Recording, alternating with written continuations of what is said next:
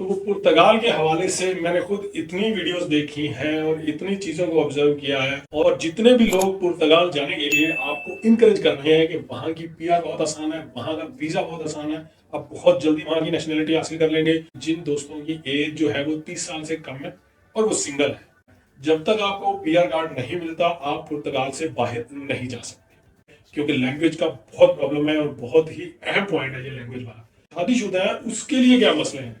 उसके लिए सबसे पहला मसला तो ये है, वो इतनी बड़ी अमाउंट होती है कि वो पाकिस्तान में तो आप जो है ना बहुत बड़ा बंगला खड़ा कर सकते हैं उसे, अदरवाइज आप अपनी फैमिली को भी वहां पे नहीं बुला सकते। अब इस सारे मसलों का हल क्या है? अब हल दोनों के लिए एक ही हल है। अस्सलाम वालेकुम दोस्तों, मेरा नाम है वसी और आप देख रहे हैं मेरा यूट्यूब चैनल वसी MG। दोस्तों, आज मैं आपके पास लेके आया हूँ एक बहुत ही मालूमाती टॉपिक, और ये टॉपिक जो है वो बहुत अहम है उन लोगों के लिए जो यूरोप जाना चाहते हैं, ख़ास तौर पे पुर्तगाल।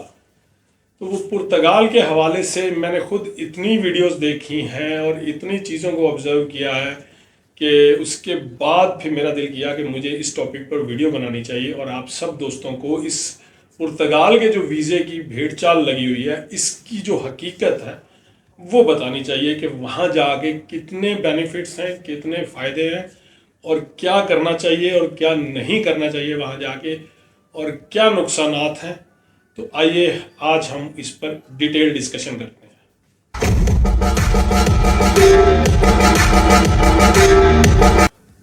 दोस्तों, सबसे पहले तो पुर्तगाल जाने के लिए आप एक बात याद रखें कि जितनी भी वीडियोस इंटरनेट पर मौजूद हैं और जितने भी लोग पुर्तगाल जाने के लिए आपको इनकरेज कर रहे हैं कि वहाँ की पीआर बहुत आसान है, वहाँ का वीज़ा बहुत आसान है, आप बहुत जल्दी वहाँ की नेशनलिटी हासिल कर लेंगे और वो प्रोसेस बहुत अच्छा है, जैसे ही उसका आपको कार्ड मिलेगा तो आपको 25 या 26 कंट्री फ्री हो जाएंगे, यूरोप में कहीं भी घूम सकते हैं, कहीं भी जाके काम कर सकते हैं। तो ये जितनी वीडियोज़ हैं ये सिर्फ एक दूर के ढोल होते हैं जो कि बहुत सुहाने लगते हैं। जब आदमी ये सारी वीडियोस देख के वहाँ पहुँचता है और वहाँ जाके जब चीज़ों को फेस करता है तब उसे पता चलता है कि हकीकत क्या है और ये सारी वीडियोस क्या है। तो सबसे पहले मैं उन दोस्तों से ये बात करना चाहूँगा कि जिन दोस्तों की एज जो है वो 30 साल से कम है और वो सिंगल है। तो उन दोस्तों से तो मैं ये ज़रूर कहूँगा कि आप ज़रूर जाना चाहते हैं तो वहाँ जाएं, क्योंकि आपको वो मसाइल फेस नहीं करने पड़ेंगे जो कि एक शादीशुदा आदमी को और जिसकी फैमिली है, बच्चे हैं, जिसको वो मसाइल फेस करता है, वो मसले, वो प्रॉब्लम्स आप फेस नहीं करेंगे।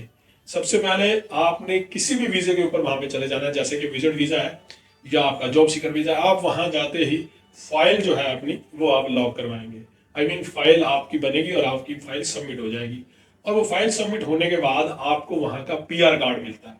और अब पीआर कार्ड जो है वो ज़्यादा से ज़्यादा जो मतलब गवर्नमेंट की ड्यूरेशन है जो अनाउंस किया हुआ है वो 3 से 4 महीने में उनको पीआर कार्ड देना चाहिए। मगर क्योंकि अभी इतना ज़्यादा उनके पास काम है, और फिर आपको पता ही है कि दुनिया की कोई भी गवर्नमेंट हो काम स्लो ही चलता है उसका, तो इसलिए वो एक एक साल, सवा सवा साल लगा देते हैं आपको पीआर कार्ड देते देते। अब इस दौरान आपने क्या करना है? जब तक आपको पीआर कार्ड नहीं मिलता आप पुर्तगाल से बाहर नहीं जा सकते। आप पाकिस्तान का सफर नहीं कर सकते, अगर इंडिया से हैं तो इंडिया नहीं जा सकते, या यूरोप के जो दूसरे कंट्रीज हैं उनमें आप नहीं जा सकते। अगर आप चले यूरोप के जो दूसरे कंट्रीज हैं उनमें, क्योंकि बॉर्डर्स सारे जो उनके बॉर्डर्स हैं वो लगते हैं साथ, तो आप कहीं चले भी जाते हैं घूम फिर के, तो क्योंकि उनके काफ़ी सारे रास्ते हैं लोगों ने बनाए हुए हैं, आपको पता है एशियन लोग जुगाड़ी हैं, रास्ते निकाल ही देते हैं। मगर आपको वहाँ पे जब तक आपका कार्ड नहीं मिल जाता आपने वहाँ पे प्रेजेंट होना है किसी भी तरह। जब आपको कार्ड मिलने वाला हो तब आपने वहाँ पे पहुँचना है, जो भी चीज़ें हैं। खैर, उसके बाद ये होता है कि जब आपको कार्ड मिलता है तब तो ठीक है, कार्ड मिलने के बाद आप एलिजिबल हो जाते हैं, आप कॉर्पोरेट जॉब करें या कोई भी अच्छी जॉब्स हैं, कोई भी ऑफिशियल जॉब्स हैं, आप वो सब कर सकते हैं अगर आपको जॉब मिल जाए। मगर प्रॉब्लम ये है कि वो वहाँ पे जॉब एशियंस को इतनी आसानी से नहीं मिलती। अब आप कहेंगे वो क्यों? वो ये है कि जब तक आपको उनकी लैंग्वेज नहीं आती तो वहाँ के लोग आपको जॉब नहीं देंगे, और लैंग्वेज अब जो बंदा 30 साल का या 25 साल का उसके लिए एक नई लैंग्वेज का सीखना बहुत मुश्किल हो जाता है। तो इंग्लिश वहाँ पे चलती जरूर है लेकिन बहुत कम, और देसी लोग जो वहाँ पे सेटल्ड हैं वो जब आपको कोई जॉब देते हैं तो उसमें 80% लोग जो है वो फिर आपका फायदा उठाते हैं और आपको लीगली जो डॉक्यूमेंट्स हैं उसमें फंसा लेते हैं, उलझा लेते हैं, और आपकी सैलरीज जो है वो भी टाइम पे देते हैं, आपके टैक्स के मसाइल हो जाते हैं। तो बहुत कम होता है कि देसी लोगों में आपको अच्छे लोग या अच्छा एम्प्लॉयर, अच्छा मालिक मिल जाए जो आपको सही प्रोफेशनली डील करे, ईमानदारी से आपकी सैलरी आपको दे और आपके डॉक्यूमेंट्स को प्रोसेस करे। ऐसा बहुत कम होता है, लेकिन है जरूर, मैं ये नहीं कह रहा सभी लोग ऐसे हैं। अच्छा, अब आते हैं नेक्स्ट फेज की तरफ कि आपको इस दौरान आपको ज्यादा से ज्यादा जो जॉब मिलेगी वो 820 या 900 यूरो तक की मिल जाएगी। अब 900 यूरो में आपका रहने का, खाने का, पीने का जो खर्चा है वो हो जाएगा 300 से 400 यूरो, तो आपको बचेंगे 300-400 यूरो ही बचा सकेंगे। तो 400 यूरो की पाकिस्तानी तकरीबन कोई 1.5 लाख के करीब बनते हैं शायद, या इससे थोड़े कम बनते होंगे।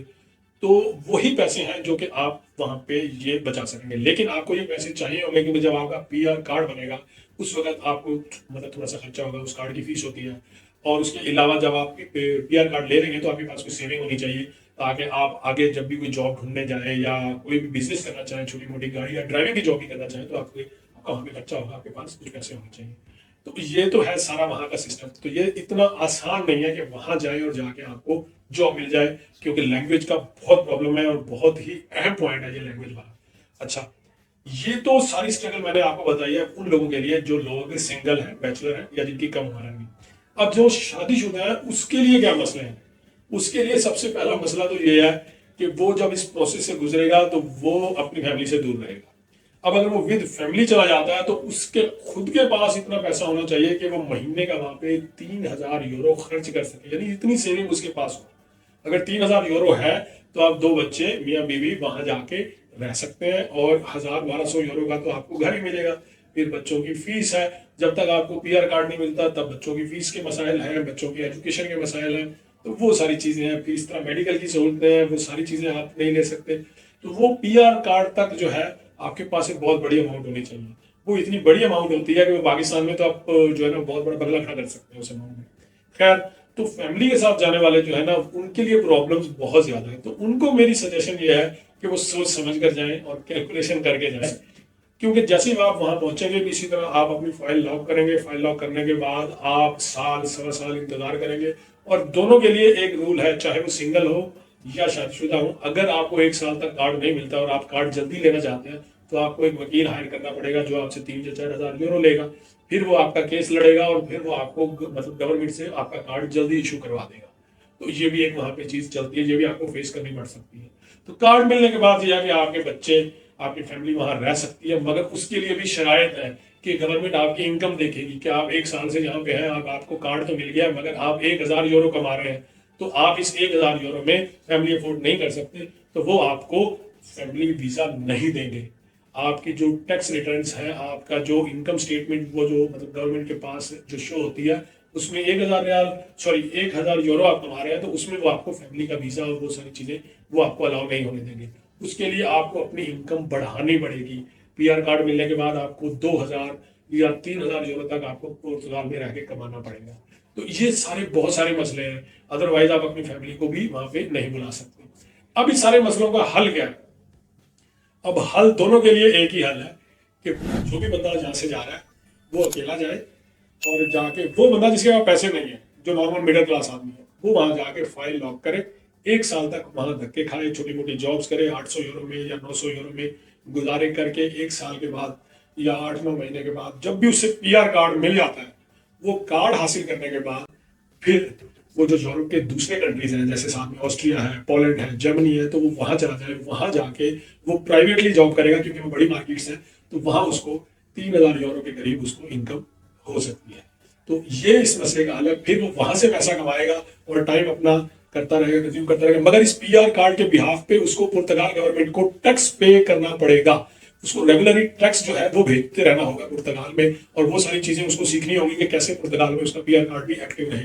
और फिर जब वो जो सर्टन पीरियड है 2 साल का या 3 साल का, जब वो कंप्लीट हो जाएगा, जब आप पासपोर्ट के लिए अप्लाई करेंगे, तो उस वक्त वहां पे ये देखा जाएगा कि इस बंदे ने कितना टैक्स पे किया है, इसकी इनकम अच्छी है, ये इतना टैक्स पे कर रहा था, तो फिर आपको पासपोर्ट मिलेगा। जब पासपोर्ट मिलेगा तो फिर आप यूरोप के 26 मुल्कों में आप लीगली ऐसा समझेंगे कि शहरी हो जाएंगे। तो ये इसकी हकीकतें हैं।